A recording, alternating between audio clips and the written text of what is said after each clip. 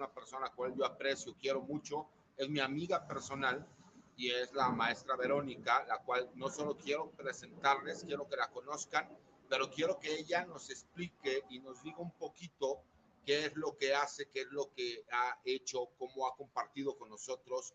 Ella es mi compañera, también hicimos una especialidad juntos en el ITAM en Seguridad Nacional y quiero compartir con ustedes a la maestra Verónica Camarillo. Vero, ¿cómo estás? Buenas tardes. Hola César, buenas tardes. Oye, ¿Me pues aquí con escuchas el bien? placer de presentarte, sí, por supuesto, te escucho y te veo bien. Me gustaría que explicáramos un poquito a la gente porque obviamente incluso tú nos has apoyado y nos has asesorado muchas veces en cuanto a esto de los temas migratorios, las caravanas, las problemáticas que tienen y muchas de las terminologías que ni siquiera conocemos. Entonces me gustaría si nos puedes explicar un poquito cómo es esto de, de de las cuestiones migratorias que se manejan en el país, cuál es la experiencia que tú tienes, cómo lo has trabajado, desde hace cuánto tiempo, en fin, que la gente te conozca, porque yo te conozco y te conozco muy bien, te admiro mucho, te quiero mucho, pero me gustaría que Gracias. nos pudieras explicar a todas las personas, a toda la tropa y a todos los amigos de Sin Censura, qué es en sí lo que las cuestiones migratorias que se llevan a cabo en el país. Pues mira, el problema migratorio es un problema muy importante en el país, abarca varias aristas. No solamente es un tema de seguridad, sino es un problema humano. Y en México cobró mucha relevancia a partir de las caravanas migrantes. Sin embargo, es un problema, es un fenómeno que existe de toda la vida y que a través de las caravanas, bueno, pues empezó a ser un poco más visible, ¿no? Por el número tan impactante de personas que venían en estas caravanas. Te quiero comentar que el tema migratorio se ha ido diversificando, creo, con esta atención que se le ha ido dando. Y si quieres que comience platicándote sobre este tema de las caravanas, estas surgieron desde Honduras y te puedo comentar algunos números que son un poco ilustrativos, son impactantes respecto a este flujo migratorio. Empezamos con que el flujo migratorio es el grupo de personas que ingresan al país y que se mueven, ¿no? La mayoría de estas personas tienen como objetivo llegar a Estados Unidos y siempre lo hacen pues pasando a través de nuestro país, de México.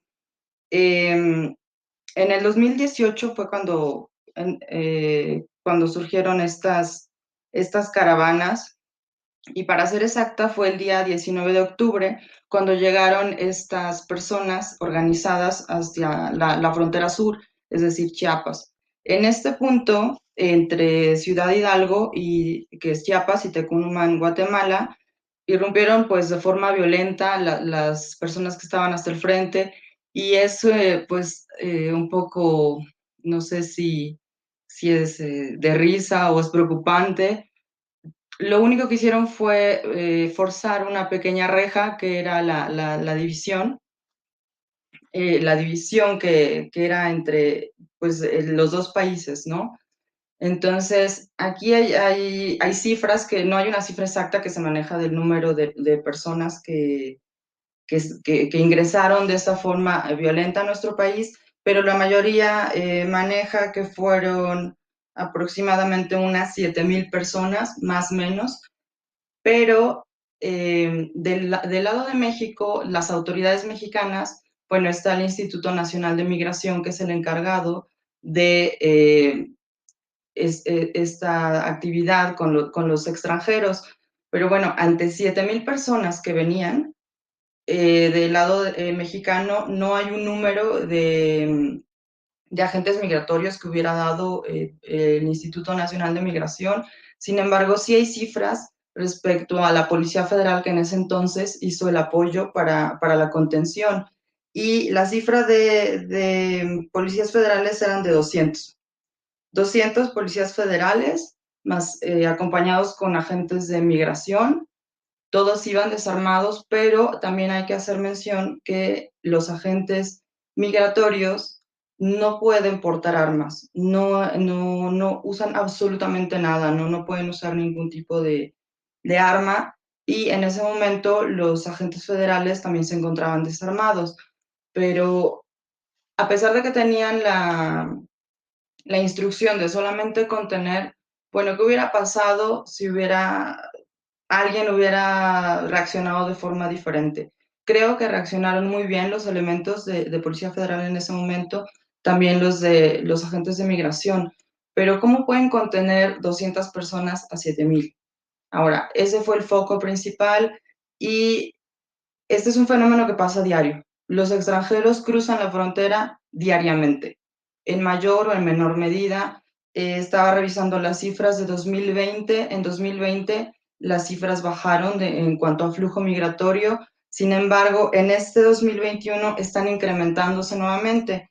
Y, por ejemplo, de enero a la fecha, se han presentado ante la autoridad migratoria 75,508 extranjeros. Y de esos extranjeros se han devuelto a sus países de origen 39,318, de los cuales hay 22,529 hondureños, que es la nacionalidad que tiene más presencia en estos extranjeros devueltos. Es decir, este fenómeno sigue ocurriendo. Lo que pasa es que no tiene la magnitud que en su momento lo tuvo con la caravana. Ahora, este flujo también ha pasado durante todo el tiempo. O sea, México es un país que emite migrantes, es un país que recibe migrantes, es un país de tránsito también. Entonces, para México es una situación complicada. También es complicado porque la autoridad migratoria creo que no tiene los elementos necesarios para poder contener ese número de migrantes que pasan, y tampoco tiene la preparación.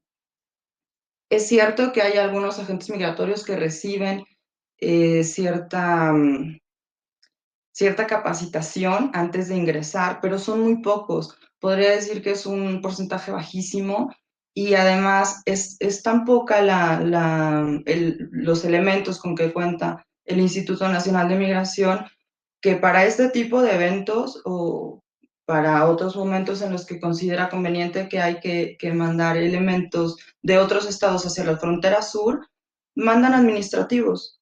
Entonces, o sea, en mi caso yo trabajé en el Instituto Nacional de Migración en un puesto administrativo. Sin embargo, pues yo también me uní a la parte operativa, ¿no? Y era parte operativa, pues creo que más que administrativa. Y yo no recibí, por ejemplo, esa capacitación, ni mis compañeros en la parte administrativa, porque esa no era la función. Sin embargo, bueno, pues hay que apoyar a lo que se hacía, ¿no? Y era con mucho gusto, pero bueno, al final pues sin esa capacitación, y creo que eso es fundamental, porque no nada más peligra los extranjeros, sino también los elementos de migración. Entonces es un tema muy complejo. Creo que el instituto ha hecho lo mejor que ha podido con los elementos que tiene. Sin embargo, pues es un flujo muy, muy amplio de extranjeros el que tenemos, porque, bueno, pues el objetivo de ellos es llegar a Estados Unidos, y nosotros somos el filtro, el país que está antes, ¿no? Para llegar a Estados Unidos. También se hablaba, por ejemplo, de que en ese momento se les dieran visas. Bueno, ahí te quiero comentar que las visas es un trámite que se realiza ante el consulado. O sea, las visas se hacen fuera de México. En México se pueden realizar otro tipo de trámites y se les puede dar, por ejemplo, la condición de estancia por razones humanitarias, pero es muy diferente a la visa. Entonces creo que también ahí hay un poco de confusión. Hay mucha gente organismos, sociedad civil, que pedía que se les diera visa. Bueno, pues no, lo que en ese momento se les podía dar, ofrecer, era una condición de estancia por razones humanitarias, ¿no? Y eso a aquellos que pidieran la solicitud de refugio, que solicitaran que se les reconociera esa condición de refugiados. También había otros que decían que se les diera asilo político. Bueno, no, también es muy diferente, ¿no? Entonces depende de la situación de cada extranjero para ver qué es lo que mejor le corresponde, qué es lo que le conviene, dependiendo de su situación muy particular. Entonces es un tema muy amplio, tiene muchas aristas que hay que ver. Estos extranjeros son llevados a las estaciones migratorias y ahí pues comienza su procedimiento para saber qué se va a hacer, César. No sé qué quieras que amplíe respecto a lo que te acabo de comentar.